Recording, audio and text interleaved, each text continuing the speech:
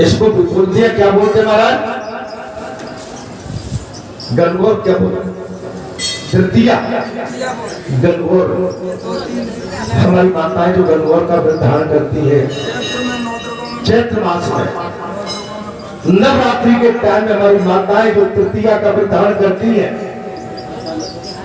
विद्या धनी के ऐसा कहने पर महाबाहु अमित्र जित सायकाल में छिपे हुए बैठे, तदंतर सायकाल में मृत्यु को भी भयभीत करने वाला वो भयंकर आकार वाला दानव आकर विद्याधरी से बोला, सुंदरी इन दिव्य रत्नों को ग्रहण करो, परसों पानी ग्रहण होने से तुम्हारा कन्या भाव निवृत्त हो जाए।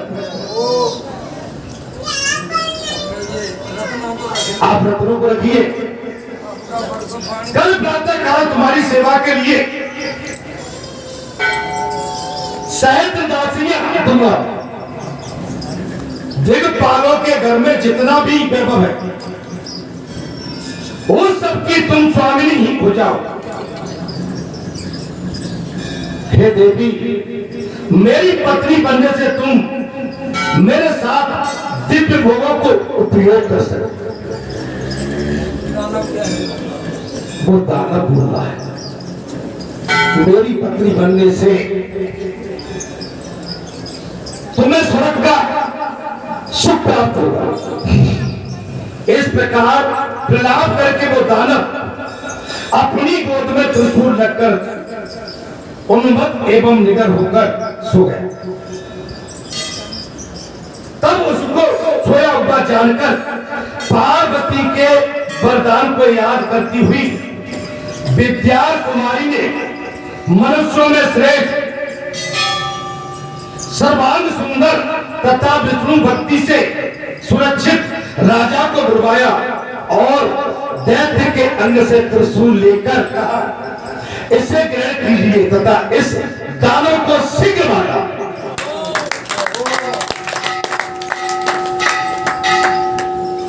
दानव अभी नहीं, दानव आदि से अच्छे कार्य में बिगाड़ डालने वाले आज से नहीं, लंबे टाइम से। मैंने प्रातःकाल की कथा में कहा था कि दीवारों के भी कान होते हैं, सोच समझ के बात किया था। आप अपना मान सम्मान चाहते हो तो दूसरे को मान सम्मान देना भी सीखो।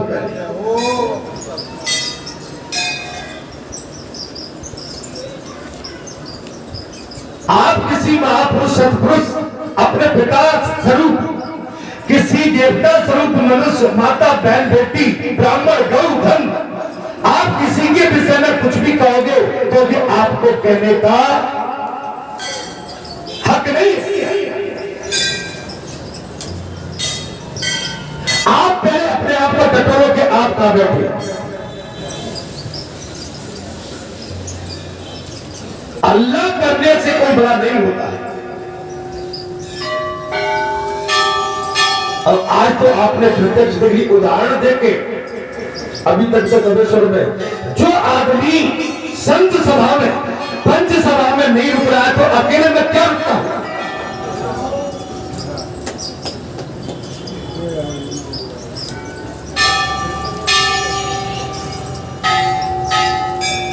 कन्या के हाथ से त्रिशूल लेकर बाल सूर्य के समान कांतिमान राजा अमित्रजित ने हर्ष का अनुभव किया और उस विद्याधर कुमारी को अभय दान दिया। फिर जगत की रक्षा करने वाले मणि रतन स्वरूप चक्र सुदर्शनधारी श्री हरि का मणि मन स्मरण करके निर्भय हो गए। अच्छा, भगवान का भजन भजोगे आप निर्भय रहोगे। अगर आप कहीं उद्यम मचाओगे, गलती करोगे तो चिल्लाओगे ज्यादा, भौंकोगे ज्यादा, बुद्धू करोगे। आप अंदर से डरे हैं लेकिन डराने का नाटक करो।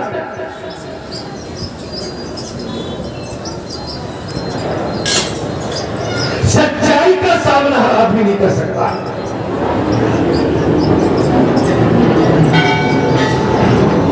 भाई लाभ से उस दानव को मारा और कहा, अरे वो दुष्ट उठकर खड़ा हो जा, कन्याओं पर बलात्कार करने वाले लंपट, आ मेरे साथ युद्ध कर। राजा कहने लगे,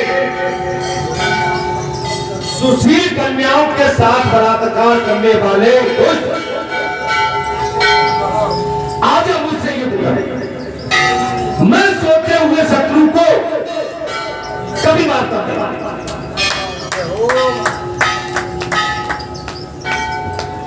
कभी मरे पर प्रहार मत करो। आप मरे पर प्रहार करोगे तो कहीं कहीं धोखा पाओगे। ये सुनकर वो दानव बड़े वेग से उठा और बार बार कहने लगा, प्रिय मेरा त्रिशूल तो लो।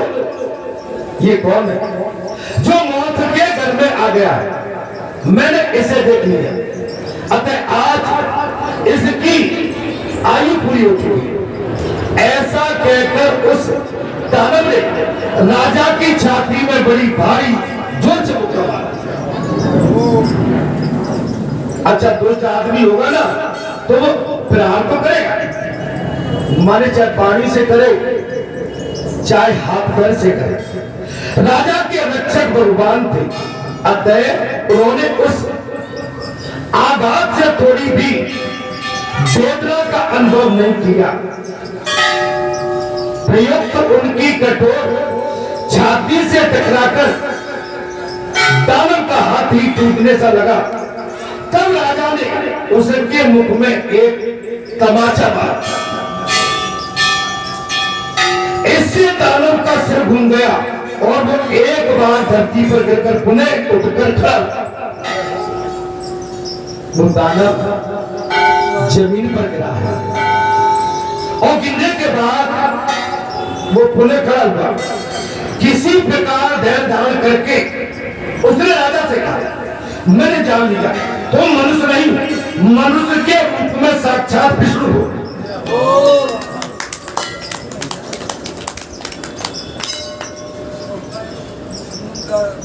क्योंकि मुझे मानने वाला कोई नहीं। मधुसूदन, यदि तुम बलवान हो तो एक बात करो, इस बड़े भारी त्रिशूल को त्याग कर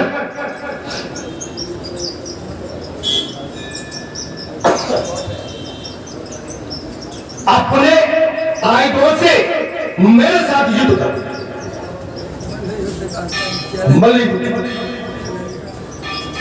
और तुमने ब्राह्मण रूप धारण करके बलि को पाताल भेजा, तुमने नरसिंह रूप धारण करके हिरण्यकश्यप का वध भी किया।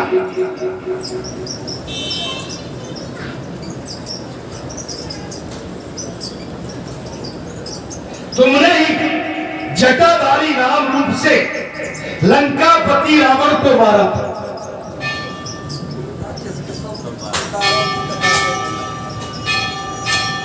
और तुमने गोप वेश ग्रहण करके कंस आदि असुरों का संहार भी किया।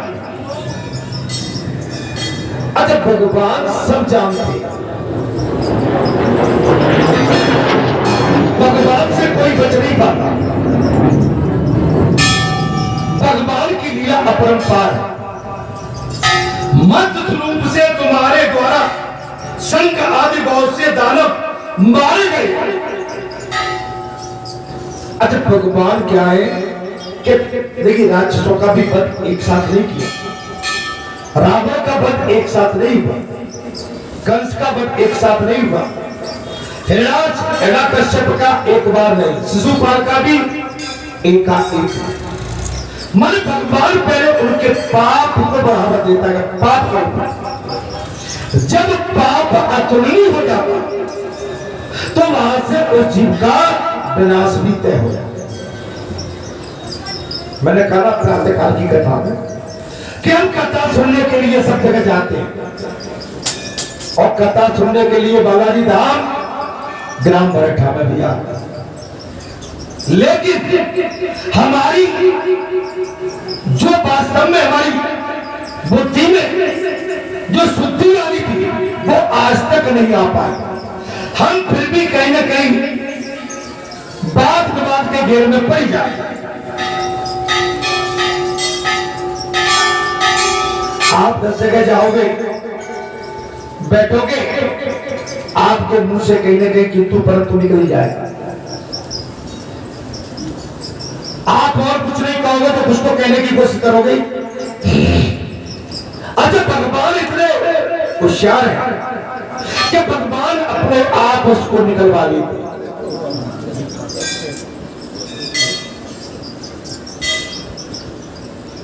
जो मन के अंदर कोई कुभाव भरा है, अभी उस जीव ने क्या दो चीज है, तुम वहां दौड़ के और हमसे कहा कि तुम मुझसे पूछते हो, क्या बोला?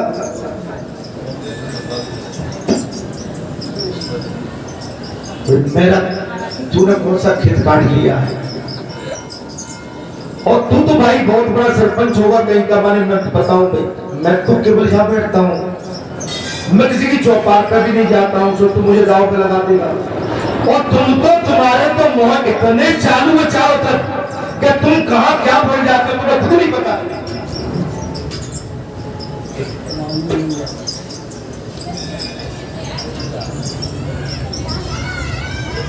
तो बात अगर कोई बात से बात कर भाई हमसे बताओ कहा, तो तुम में सुनने की क्षमता नहीं, नेक पे तिलमिला गए और बात कुछ नहीं थी।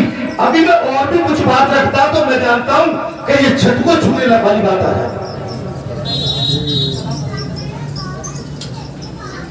हे संतो, हे महात्माओं, विद्याधर के ऐसा कहने पर बाहुबली अमृतजन ने इस तरह से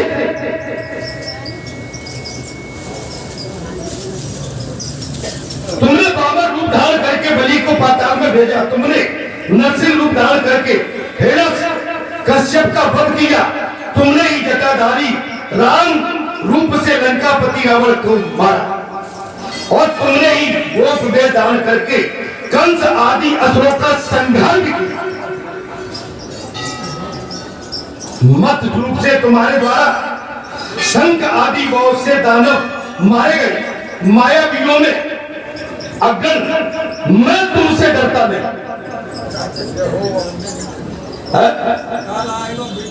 अब मैं डरूंगा नहीं। आज या कल प्रत्येक शरीरधारी को अवश्य मरना है। आप समझ लो कि आपसे सब खुश है, असंभव भाई। जब आपके घर में ही आपसे सब ना खुश है तो और आप कहा अपनी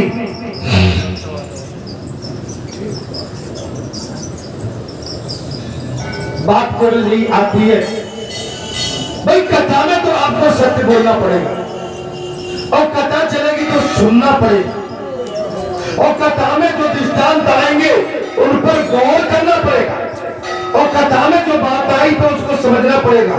और समझने में कहीं तुम्हारे मन में कहीं कथा के प्रति कुभाव आ गया तो फिर तुमको रोना नहीं पड़ेगा।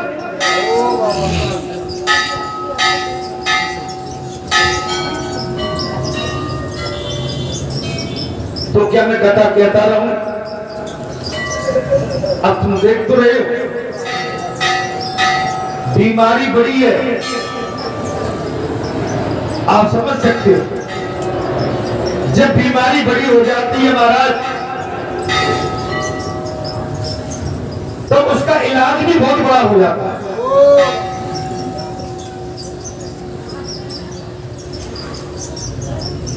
अर्थात मेरा आप सभी से अनुरोध है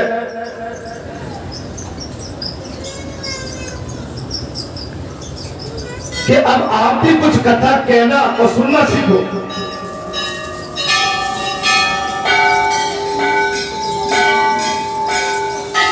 क्योंकि जब मैं यहां बैठूंगा तो भाई मैं तो खरी खरी कहूंगा, और मेरे सामने अगर कोई बात आती है तो मैं चाहे खुद क्यों नहीं हूं, मैं अपने आप को भी नहीं छोड़ूंगा।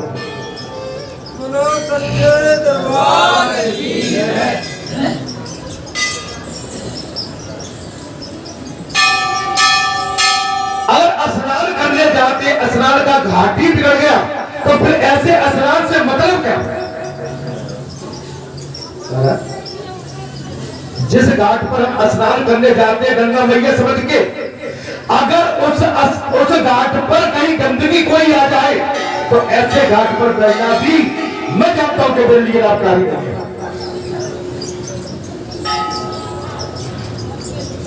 राजा ने उस प्रकार से ये सब सह लिया, हाथ में त्रिशूल तोड़ते हुए उसकी छाती पर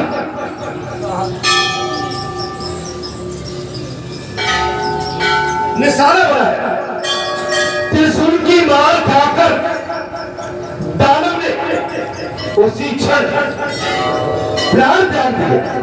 इस प्रकार देवताओं को कंपित करने वाले कंकाल केतु को मारकर राजा को विद्याधारी से सुंदरी देव ऋषि नारद के मुख से तुम्हारा संदेश पाकर मैंने तुम्हारी इच्छा के अनुसार ये कार्य किया।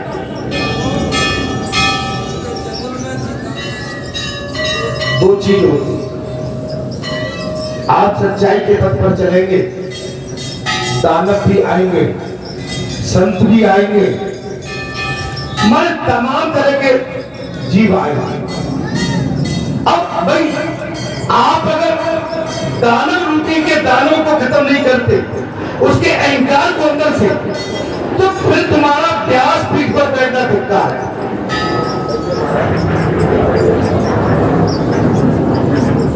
और यहां तो कहेंगे जी बेटी आ गई, बोलिए इसकी आंखों में दृष्टि नहीं है। अब बेटी तो चाहेगी कि मेरा कल्याण हो, तो कल्याण के लिए भी बाबा के पास संजीवनी है। और कई ऐसी बलाएं आ जाती है कि उनको भगाने के लिए भी बाबा के पास उपचार।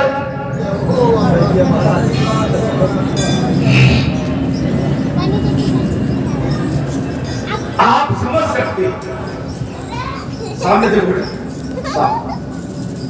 कल्याण,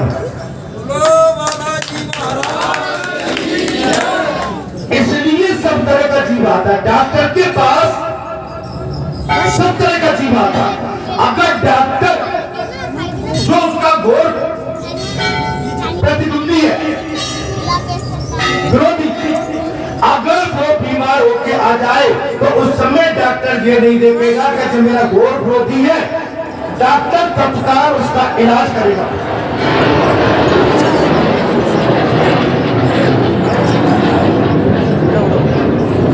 डॉक्टर सबसे पहले उसका इलाज करेगा। ये डॉक्टर का कर्तव्य और धर्म ही है, और संत का भी ये धर्म है। आप चाहो किसी को डरा के, अब एक बात बताओ,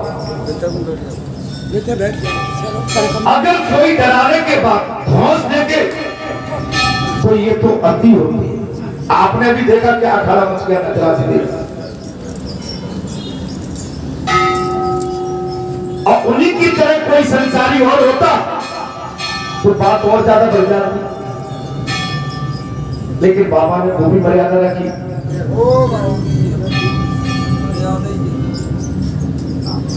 इसलिए संतों ही महात्माओं, आप समझ सकते हो कि जहर पीते पीते अरसे बरसों बीत गए। और मैंने कहा था कि जितना, अब उदाहरण दिया अभी तो तुमने कहा था कि तुम वहां तोड़ लगाते हो। अरे भाई मैं तो सभी जगह जाता हूँ, क्षेत्र में जहां भी मुझे कोई कथा में बुलाता है तो मैं तो हर जगह पहुंच जाता हूँ। प्रेम से कोई बुलाता है तो वही सब जगह पहुंच जाता हूँ। एक ब्राह्मण ने कहा भी कि तुम गलत बोल रहे हो, तो उनसे भी कह के चला गया वो कि तुम तो जरा ऐसी फटते हो, क्या बोलते तुम भी ऐसे। महाराज जी अब सच कह रहे हैं, बीमारी निकल रही है अब धीरे धीरे बीमारी, और बाबा ने रामायण में लिखी है कि बैर इतना खतरनाक ना हो तुम, परंतु हेती बन के जो बैर को काम करे वो बहुत खतरनाक। मिले रहे और ना मिले जिनके का बसिया। ये सत्य कह रहे हो महाराज जी। अस कुमंत्र परे हरे भलाई पीछे कहे आगे कहे मृदु वचन बनाई पीछे नहीं तो मन कुटिलाई। जो मन में कुटिलता रखता है उस मित्र को तो बेरी थी ज्यादा। मैं दोनों हाथ उठाए के महाराज मेरे पास तो कोई शब्द नहीं है। मेरे पास न आक्रोश है, न क्रोध है, न कलेश है। नहीं, मैं तुझे कह रहा हूं कि जब तो महाराज जी बुद्धि आपके चरण जब ब्रह्म पड़ती है तब ऐसी बातें आती हैं। वो बात ही नहीं है। अच्छा कोई बात नहीं। आज कोई बात ही हाँ, बात केवल ये चले कि नहीं वो ऐसा तुम वो अनुमान जयती बोली वो तो बात ही नहीं, बात ही खत्म हो गई। तुम कोई ना कोई नया दाव खेलते हो हमेशा। भाई तुम्हें क्या जरूरत है इधर उधर की बातों से। भाई अगर किसी को उड़ाना देगा तो जिसने मुझे न्योता दिया था वो मेरे पास आकर उड़ा देगा, तब मैं उसका अधिकारी हूं कहने का, उसको समझा देगा। अब तुमको बीच में पीड़ा क्या हो रही है ये मैं नहीं समझ पाया।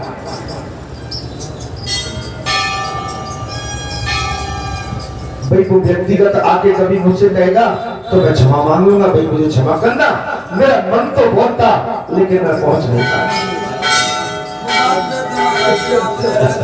लड़की से दूध का दूध पानी को पानी कर दिया कि भाई मेरे भाग्य में नहीं। सबसे बड़ी बात मैं तो जाना चाहता। अब आप कहेंगे नहीं जा, फिर भी कहे वो जाना था। अरे भाई जाना था तो तुम आ जाते, मैं चला जाता। तुम्हारे मन में ये कौन ने जहर बो दिया वो तो बता दो मुझे। अब तुम यही चाहते हो कि मेरा जब बैठना कम हो जाए तो उसको भी आगे पीछे बंद कर दूंगा। तो उनके कहने से तुम भारत समझो भाई नहीं भारत अब तो हो गया था। मैंने बहुत व्यवस्था बाबा की पूरी बदले, क्योंकि मैं कुछ समय आगे आपके साथ में भक्त चर्चा कर लेता हूँ, भजन पूजन कर लेता हूँ और कथा कहता हूँ तो कथा में तो सत्य बात कही जाती है। अगर आप किसी को व्यासपीठ पे कहोगे कि निर्णय दो तो निर्णय सुनो फिर। और सच्चाई के निर्णय में फिर पीड़ क्यों आती है? सही बोले सच्चिदानंद विद्याधर कन्या के ऐसा कहते हैं महाराज